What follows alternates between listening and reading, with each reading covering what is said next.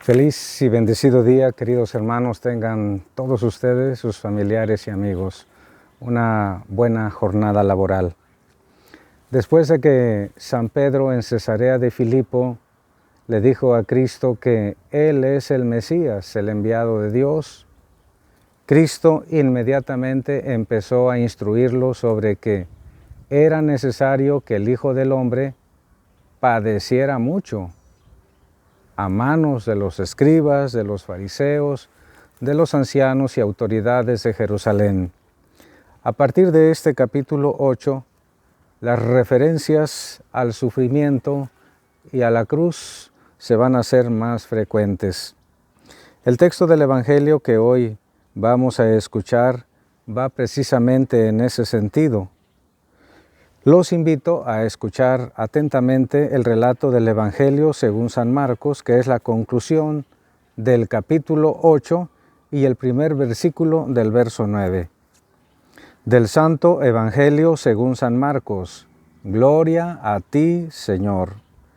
En aquel tiempo Jesús llamó a la multitud y a sus discípulos y les dijo: El que quiera venir conmigo, que renuncie a sí mismo, que cargue con su cruz y que me siga.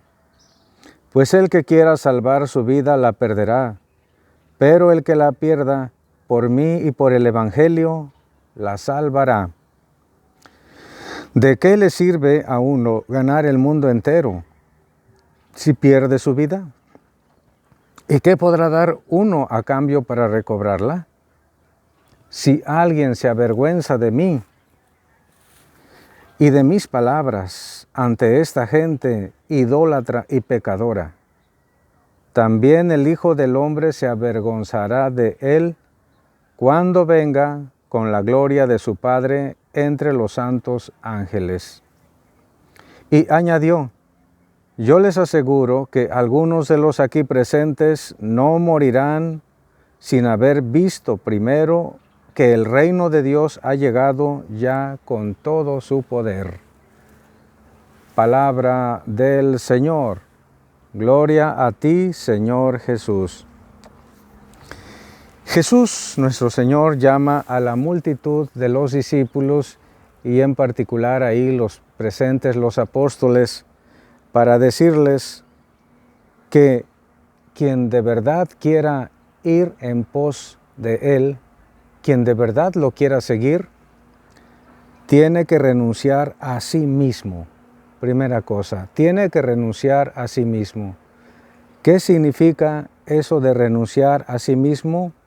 Significa renunciar a gustos, deseos y proyectos personales independientemente de la voluntad de Cristo. Renunciar a sí mismo entonces es renunciar a su propio egoísmo, a no considerarse como centro de la propia existencia, sino a depender, a tener el sentido de que dependemos de la voluntad de Dios. Que cargue con su cruz y que me siga. Claramente, hermanos, la alusión a la cruz no es una cruz física, como si todos tuviéramos que ir con el carpintero a que nos haga nuestra cruz para andarla cargando. No, evidentemente habla en sentido figurado. La cruz puede significar dos cosas. Primero, los sufrimientos a los que todos como humanos nos vemos expuestos en la vida. Todos tenemos alguna enfermedad, todos tenemos algún familiar enfermo y para nosotros también es como una cruz. Padece no solamente el enfermo, sino también la familia entera sufre.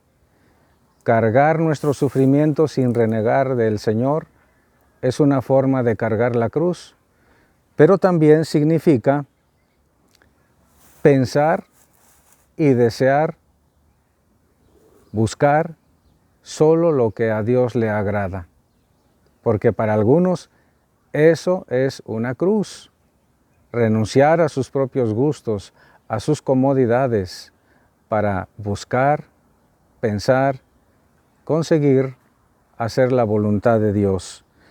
Qué importante entonces, hermanos, es esto, puesto que añade el Señor: miren, Quien intente salvar su vida la perderá.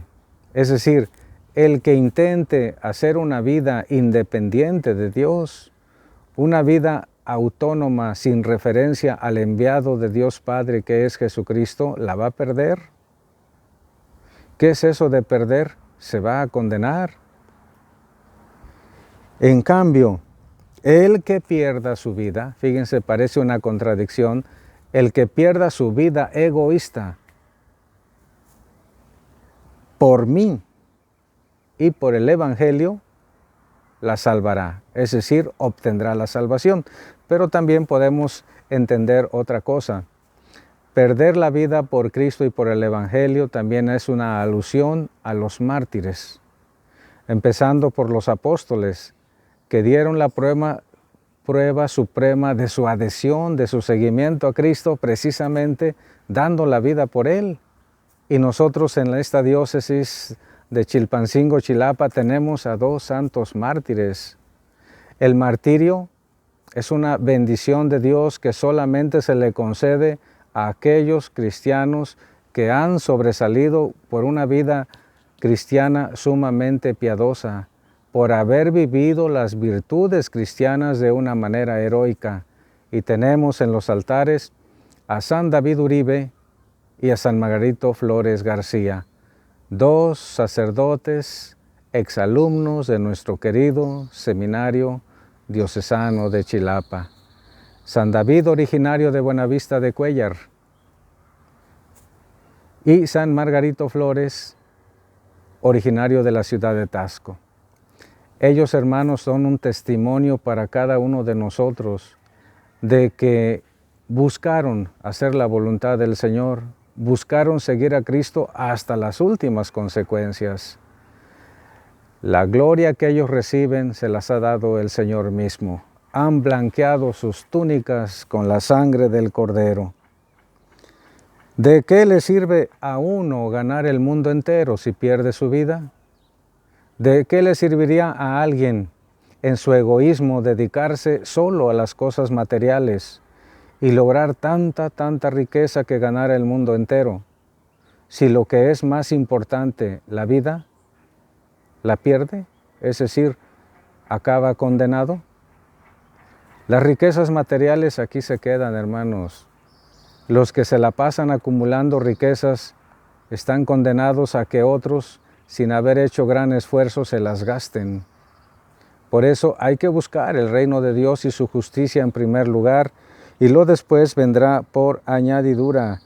Que nadie viva enamorado de la riqueza material, que nadie viva por y para el dinero. Hay que vivir por y para Dios. Si alguien se avergüenza de mí o de mis palabras, dice Cristo, yo también me voy a avergonzar de él cuando vuelva rodeado de la gloria de Dios en compañía de los ángeles. Por eso, hermanos, debemos tener mucho cuidado para no pasar como creyentes, pero entre otros creyentes, y para disimular la fe delante de personas que no creen.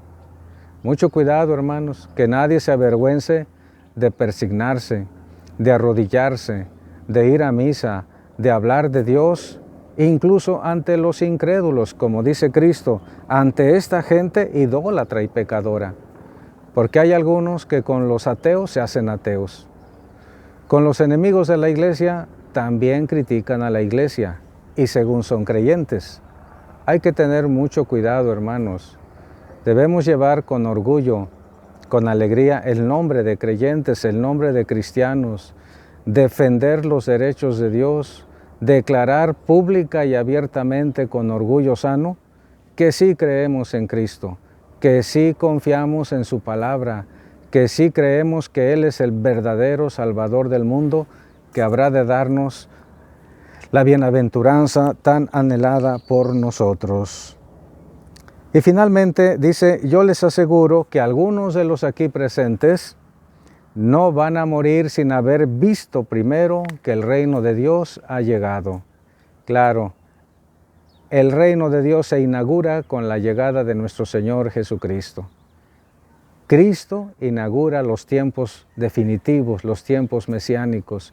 Nosotros estamos en el reino de Dios en la medida que lo aceptamos como el Rey, como el Mesías, como el ungido de Dios, en quien debemos confiar plenamente nuestra vida.